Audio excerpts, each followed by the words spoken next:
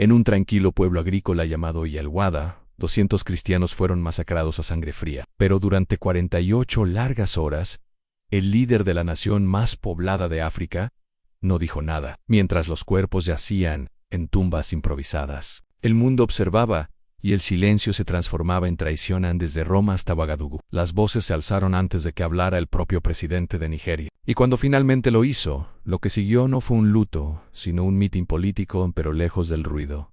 Un líder africano se negó a permanecer en silencio. El presidente Ibrahim Traoré se levantó, no solo por Burkina Faso, sino por cada voz enterrada demasiado pronto.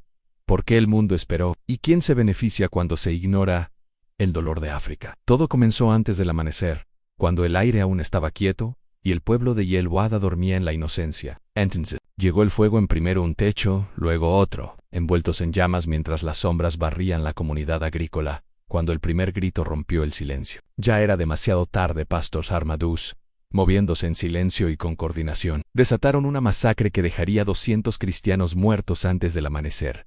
Los niños fueron arrastrados de sus camas, las mujeres masacradas junto a fogones, y los ancianos abatidos en los campos que habían cultivado durante generaciones. Algunos intentaron huir hacia la maleza, pero muchos no lograron salir siquiera de sus propias puertas. A la campana de la iglesia, que antes llamaba a los aldeanos a la oración, ahora sonaba vacía mientras se derrumbaba bajo el fuego.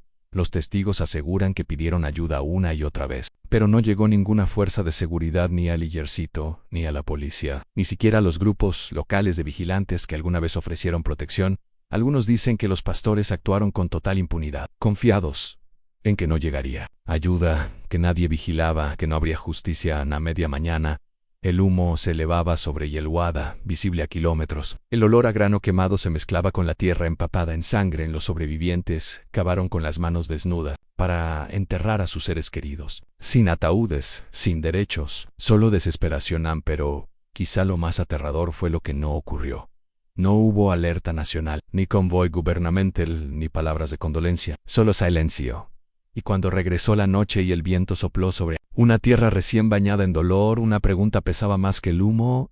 ¿Era esto negligencia o algo peor? Al día siguiente de la masacre, Nigeria esperó. Esperó un comunicado, un susurro de liderazgo, pero no llegó nada. Mientras imágenes de tierra ensangrentada y madres llorando inundaban las redes sociales, el presidente Bola Ahmed Tinubu permaneció en silencio. Ni condolencia ni condena en la voz del gobierno. Una voz jurada a proteger. Se perdió en el vacío. Para el segundo día, el silencio se sentía como una traición en Yelwada. La lluvia caía sobre las tumbas poco profundas mientras los aldeanos trabajaron, con manos ampolladas para enterrar a los muertos. No había bolsas para cuerpos, ni dignatarios, ni duelo nacional. Solo manos embarradas y espíritus quebrantados en toda Nigeria.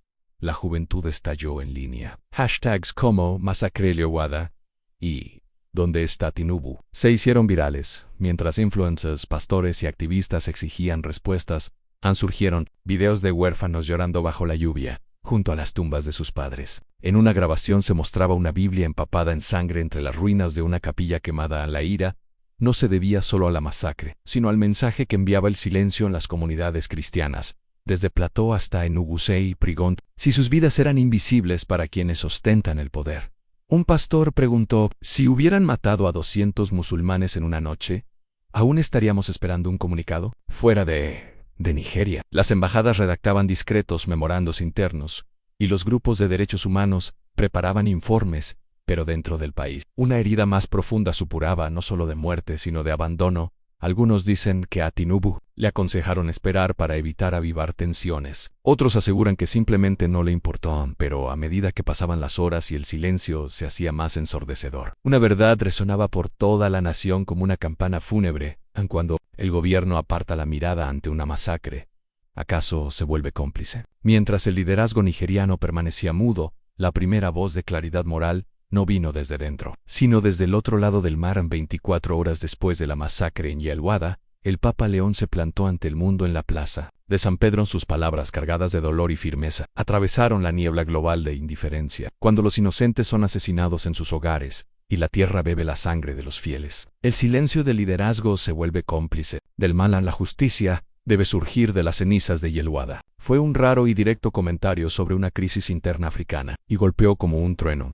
pero lo que siguió rompería las reglas no escritas de la diplomacia africana en Ouagadougou. El presidente transicional de Burkina Faso, Ibrahim Traoré, apareció en la televisión nacional. Su discurso fue inesperado, sin filtros y profundamente personal. Detrás de él, su gabinete permanecía solemne y en silencio. No leyó un guión, no parpadeó. 200 cristianos, dijo, masacrados en suelo africano, en nuestro suelo, y aún esperamos que, permiso para importar. África no enterrará a sus hijos en silencio.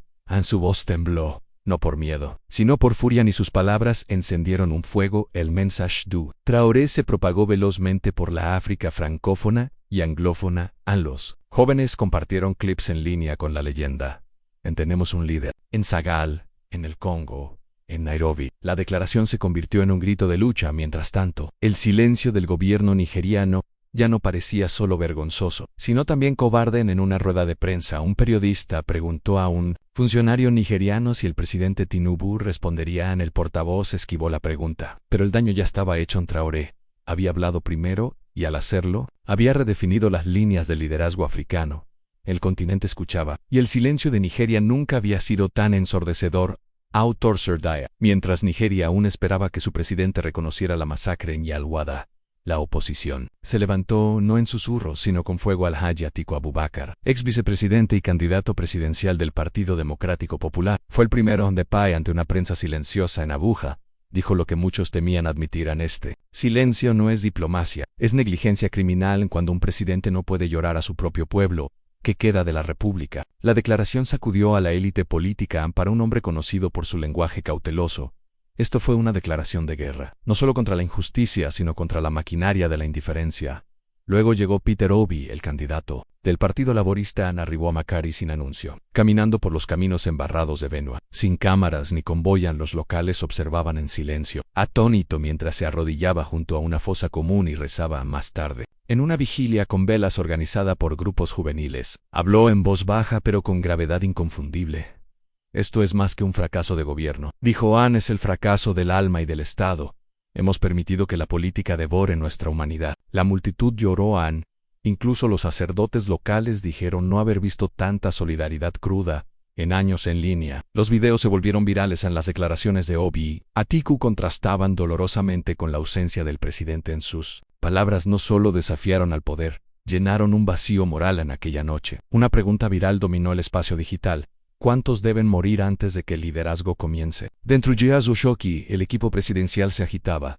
La presión aumentaba, no solo desde la oposición o los manifestantes, sino por una creciente sensación de que algo se estaba rompiendo en el corazón nigeriano. Y una vez roto, hay cosas que no sanan. Mientras el hedor de la muerte se aferraba al aire en Yalwada, el pueblo de Benue esperaba no dinero, no discursos, solo que su gobernador mostrara su rostro. Pero el gobernador Jason Aliyah nunca apareció. No hubo visita de condolencias, ni comunicado de prensa, ni coronas depositadas sobre las tumbas poco profundas de los 200 cristianos asesinados.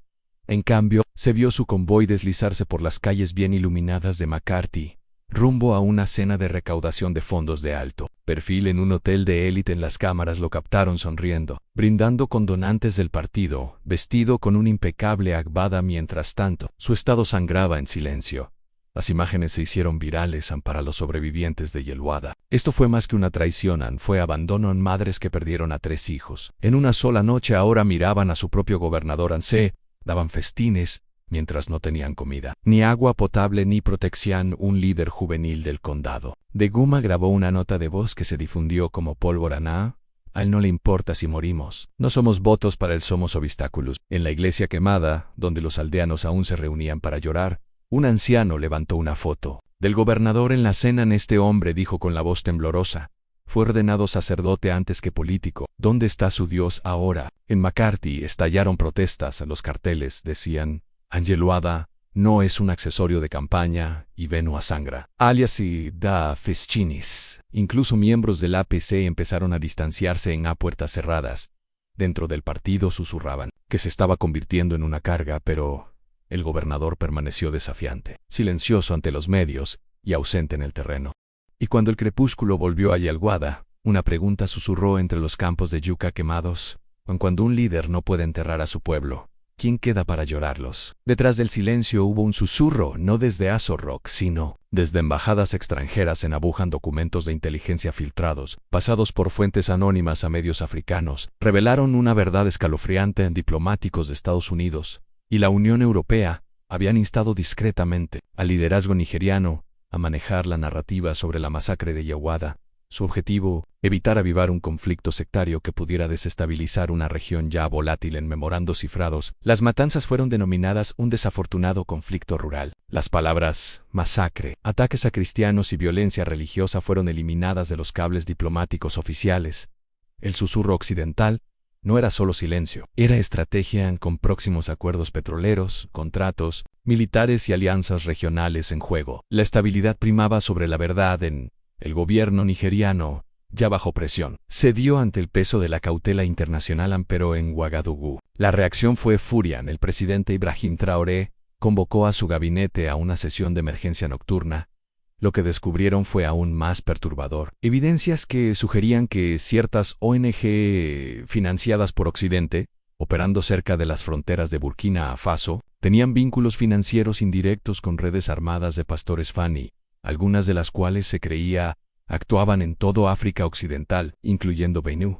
No podemos combatir el terrorismo con una mano atada por el dinero de la ayuda, dijo Traoré, cerrando el expediente de un golpe. Aún ordenó una investigación completa sobre todas las ONG extranjeras que operan en Burkina Faso y dejó entrever órdenes de expulsión. En su jefe de inteligencia fue claro: no solo nos vigilan, están cultivando nuestro caos. En Nigeria, el público nunca escuchó esta parte de la historia. Pero en los círculos de poder africanos la pregunta ya había cambiado. Ya no era solo por qué Tinubu no habló, sino quién le dijo que no lo hicieran. Y en el silencio de la diplomacia comenzó a elevarse el hedor de la complicidad. El estudio estaba oscuro. La nación observaba por televisión nacional. El presidente Ibrahim Traoré no estaba detrás de un podio, sino a la altura de su gente, sin banderas, sin aplausos, sin preámbulos, solo fuego en sus ojos y verdad en su lengua. Cuando permitimos el silencio tras una masacre, dijo, nos rendimos al imperio. Cuando aceptamos que algunas vidas son demasiado inconvenientes para llorar, nos convertimos en esclavos en nuestra propia tierra. No era solo un mensaje para Burkina Faso, sino un disparo de advertencia, dirigido a SOWAS y a la Unión Africana. Los nombró, los avergonzó. Se reúnen en salones de mármol mientras los niños son enterrados en campos de yucas y su liderazgo no puede proteger a los muertos. Entonces, ¿para qué sirve? El discurso se transmitió por todo el Sahel, traducido al Hausa, Sharma, francés e inglés en pocas horas. Movimientos juveniles desde Dakar hasta Dar es Salaam salieron a las calles Sangana. Estudiantes encendieron velas en las escaleras de sus campus. En Nigeria, estallaron protestas frente a la Asamblea Nacional con pancartas que decían: no somos su silencio. En TikTok YX, el hashtag Yelwada importa fue tendencia global. Artistas musicales incorporaron la voz de Traoré en pistas de protesta. Un grafitero de Burkina Faso pintó su rostro junto a una Biblia en llamas y una tumba vacía. Mientras tanto, los líderes de SOWAS se apresuraban a emitir declaraciones tibias, cada una más desinfectada que la anterior. Pero ya era demasiado tarde. El terreno moral había cambiado. En una nota de voz filtrada, un joven manifestante nigeriano dijo: no sé mucho sobre Burkina Faso, pero ese hombre, Traoré, habló como un hermano, como un líder, como alguien que se preocupa. Y mientras los fuegos de protesta ardían por todo el continente, una pregunta resonaba más fuerte que las demás: ¿por qué hizo falta que un presidente extranjero llorara por la sangre nigeriana? 4 días después de la masacre, bajo una presión nacional e internacional intensa, el presidente Tinubu finalmente llegó a Yawada, pero no fue la visita que el pueblo doliente esperaban. Su convoy entró con sirenas a todo volumen, seguido por equipos de televisión, asistentes políticos y pancartas con el logo del APC. En lugar de una procesión solemne, pareció un mitin de campaña mientras los sobrevivientes se paraban cerca de las fosas comunes, aferrados a fotos de los muertos. Tinubu subió a un podio improvisado y pronunció un discurso ensayado. No mencionó a las víctimas por su nombre, no recorrió las ruinas. En cambio, elogió el plan de rescate de su administración para la seguridad nacional, jactándose de reformas que no habían llegado a esta aldea, ni ahora ni nunca. Algunos en la multitud escucharon en silencio, otros comenzaron a murmurar. Entonces, desde el fondo, una voz gritó: ¿dónde estabas? Otra siguió: enterramos a los niños bajo la lluvia. Luego comenzó el canto, primero bajo y luego más fuerte: vergüenza, vergüenza, vergüenza. En respuesta, Las fuerzas de seguridad intervinieron en los gases lacrimógenos, siseaban en el aire en los dolientes. Ya quebrantados por la pérdida, fueron dispersados con escudos y macanas, a madres se desmayaron. Un adolescente fue arrestado por sostener un cartel que decía «A nuestra sangre no es su campaña». Las imágenes del caos se volvieron virales en cuestión de horas, en lugar de sanar heridas. La visita de Tinubu las profundizó en críticos de todos los partidos condenaron el espectáculo. La brutalidad, la desconexión en un sacerdote local. Acababa de enterrar a 10 miembros de su congregación.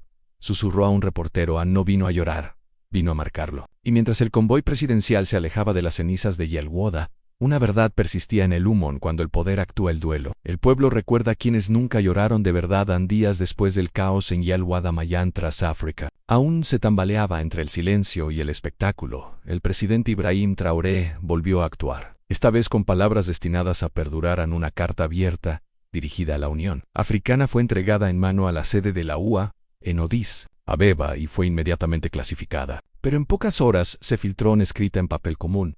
La carta no llevaba sello presidencial, solo el nombre y la firma de Traoré. Pero su contenido golpeó como un martillo, llamó a la masacre de Yelwada no una tragedia sino una prueba de liderazgo, de unidad, de coraje moral que son nuestras instituciones. Preguntó, si no pueden detener la sangre que empapa nuestra tierra. Condenó el silencio de SOWAS, de la UA y la complicidad occidental que valoraba las rutas comerciales más que las vidas anámita de la carta. Invocó a Fanon, cada generación debe descubrir su misión, cumplirla o traicionarla. While vino el desafío esta es la misión de nuestra generación, dejar de enterrar a los hijos de África bajo los escombros de la cobardía. La carta no solo se leyó, se memorizó, se imprimió en carteles, se corrió en mítines desde Ciudad del Cabo hasta Argel en movimientos estudiantiles africanos, se encendieron en Ensegel. Los estudiantes marcharon con pancartas citando la carta en Nairobi, las aulas se detuvieron para discusiones abiertas en el lago, artistas de graffiti pintaron la carta en edificios abandonados en Ouagadougou. La juventud inundó las calles, no en protesta, sino con orgullo. Ningún líder africano había hablado tan directo, tan valiente contra la maquinaria del silencio. Con cada post, cada protesta, cada canto, la carta se volvió más que tinta, se convirtió en chispa así. Una generación se preguntó, si Traoré está dispuesto a arriesgarlo todo para hablar, ¿qué excusa tenemos nosotros para permanecer? En silence, la lluvia caía suavemente sobre Yelwada mientras comenzaba otro funeral. Filas de pequeñas cruces de madera se alineaban en una colina embarrada. A los himnos eran débiles, casi engullidos por el viento mientras los sobrevivientes se enterraban. Los últimos restos encontrados, días después de la masacre, una madre apretaba la manta de su bebé, ahora solo un recuerdo, y susurraban Dios, no dejes que nos olviden. Muy lejos, en el norte de Nigeria, algo más oscuro se agitaba. Imágenes satelitales que circulaban en canales militares mostraban nuevos movimientos en mercenarios extranjeros, probablemente contratistas de Europa del Este, estableciendo bases. Cerca de Zamfara, camiones sin identificación, armas de alta tecnología. Alguien se preparaba para algo más que una defensa en Ouagadougou. Traoré fue informado en un asesor. No anduvo con rodeos. Ustedes son los próximos. Pero Traoré no se amedrentó. Reforzó la seguridad, sí, pero no retrocedió ni se silenció. En cambio, autorizó lo que muchos en su gabinete temían: un mitin masivo en la capital. No por él, sino por Yelwada. Por el alma de África llegaron a pie, en bicicleta, desde aldeas y ciudades, decenas de miles llenaron la plaza en banderas, ondearon, tambores retumbaron, pero fue el silencio entre los cánticos lo que más impactó. Crudo, respetuoso, desafiante. Entonces apareció un niño en el escenario. No Mayo T7, descalzo y tembloroso, sostenía un cartel de cartón rasgado. La multitud guardó silencio para leerlo.